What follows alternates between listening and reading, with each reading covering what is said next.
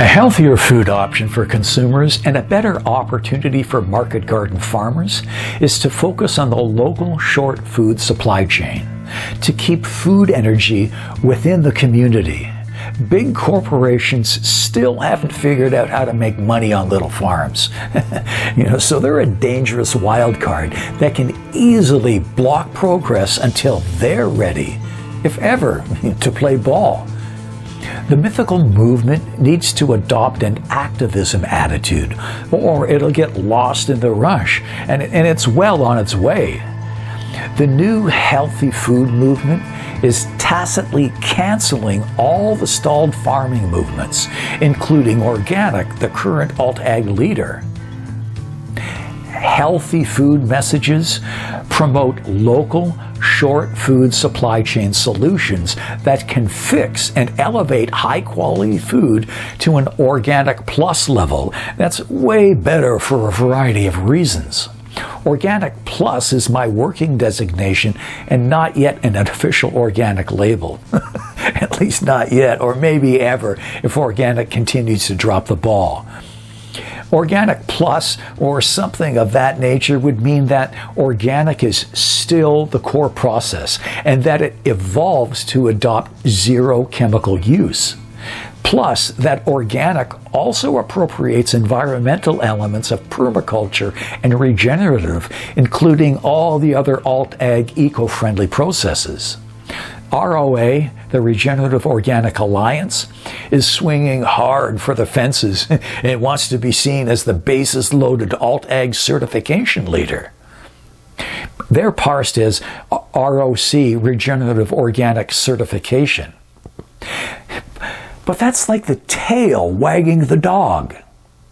It could happen if organic gets tagged out of their front-runner position, but for REGEN to overtake organic, there would have to be massive consumer re-education. In 70 years since regenerative's inception, no one stepped up to the consumer plate until luxury grocer Erewhon smashed a high-quality food home run over the fence, and just in the nick of time. Regenerative's reputation has garnered considerable criticism as a result of greenwashing by large corporations. REGEN is barely off the ground and already sowing seeds of massive doubt and mistrust in consumers' minds. If we want to improve food networks, we have to create cohesion between all the different alt-ag growing styles that currently compete and undermine each other. And there are a lot of them, way too many. How many do we need? We have to thwart them from further fractioning and weakening the system. They've broken into so many small pieces, there's no cohesion anymore.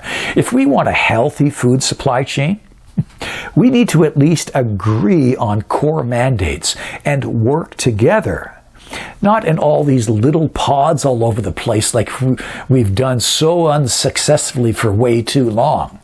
In today's turmoil, and because organic's market share is so small, it's tiny, it's possible that organic could lose leadership status simply because the chaotic organic brand is causing the public to become confused and question organic trust. Even further, organic could get canceled. But from a public visibility perspective, organic, the dog, still has precedence over regenerative, the tail. Organic is already simmering hot and just has to push 1 degree to get to a boil, the tipping point into mainstream. Regenerative and its cousins, like permaculture and all the other, they're still only lukewarm and have a long way to go to be hot and top of mind like organic. Organic is the only alt-ag group with the financial power to go 100% healthy overnight on every level, including soil. One of the most important components. Not that hard. Rapid growth like that is unlikely to occur for REGEN unless a pod of wealthy whales show up to pump visibility. But I'm betting on the dog because it's extremely difficult to turn consumer loyalty and tremendously expensive. Who's going to pay for that? So far, REGEN hasn't attracted enough investment interest, not even close. They're not going to pay for it. Do we really have to reinvent the entire food supply chain and throw the organic baby out with the dead earth bathwater? I don't think so. It makes more economic and strategic sense to repair organic infrastructure and its branding. The core challenge no one wants to address is that high-quality alt-ag food is even more expensive than organic. In fact, it's so costly that only wealthy consumers can afford it. And that's a tragedy. We need higher volume. All those alt-ag pioneers over the decades, all those farmers with great intentions but bad communication skills, well, they failed to make high-quality food affordable. It's their fault. Farmers have to learn to think differently. Change is possible, and a handful of smart younger farmers are proving it, but we still need many more farmers and consumers on the good team in order to lower healthy food prices. Reduced food prices are directly proportional to sales volume. That's the secret. Sales volume. If you still doubt the value and popularity of healthy food, take a close look at Erewhon, a grocer that coded a new food marketing algorithm.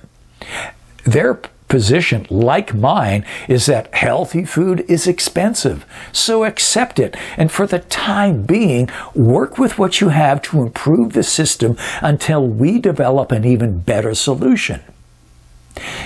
Erewhon is a massive step in the right direction, but it's not perfect. We know that. Erewhon cultivated a community of high-end farmers and connected them to a community of like-minded discriminating consumers who are eager and able to pay premium prices for healthy food that literally helps them live longer, healthier, and happier. How much will consumers pay?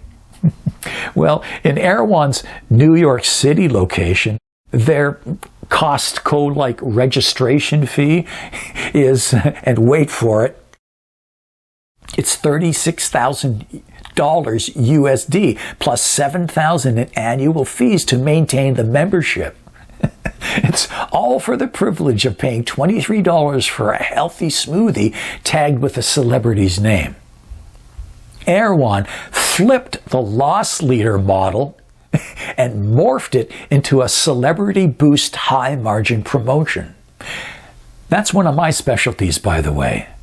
Beyond smoothies, Erewhon just happens to also offer the world's healthiest and most nutrient-dense produce, meat, and dry goods. They're crazy prices, right? But even so, consumers are lining up and eager for a taste. But mostly for the emotional feel of good food that can help you live longer. Affluent people get it.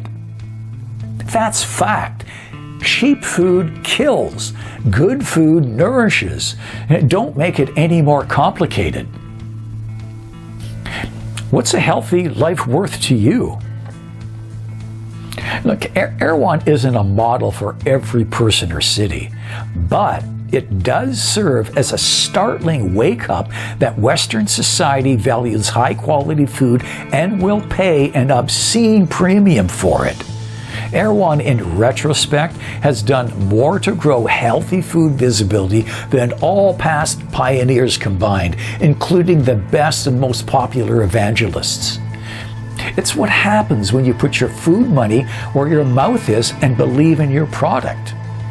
Before Erewhon's New York City grand opening, most North American consumers did not appreciate or even know the differences between cheap and healthy food. Well, now they do.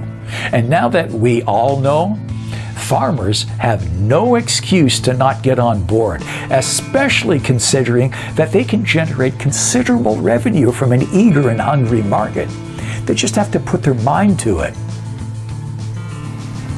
For an even deeper dive, watch Part 4 in my series to learn why and how Erewhon leverages visibility and credibility to create customer trust and attract investors. I'm Maurice. Thanks for watching. Be well.